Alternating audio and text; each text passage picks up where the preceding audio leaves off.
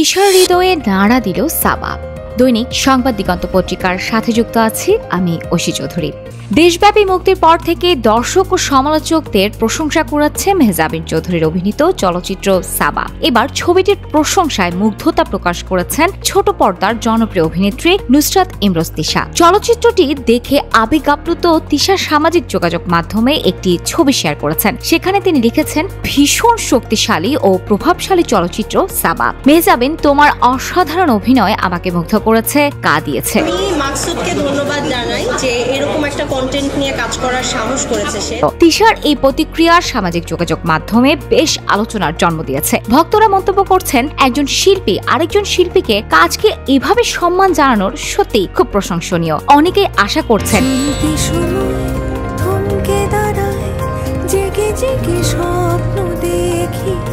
তৃষা নিজেকেও শিগগিরই বড় পর্দায় আবার নতুন কিছু উপহার দিবেন। অন্যদিকে সাবা সিনেমার প্রধান অভিনেত্রী মেহজাবিন চৌধুরীর অভিনয় শুরু থেকেই আলোচনায়।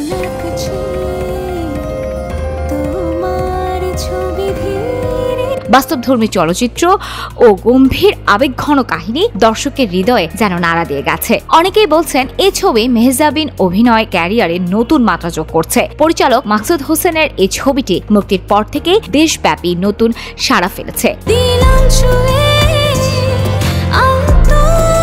তিশার প্রশংসা নিঃসন্দেহে চলচ্চিত্রটির জনপ্রিয়তাকে আরও এগিয়ে নিয়ে যাবে বলে মনে করছেন চলচ্চিত্র সংশ্লিষ্টরা।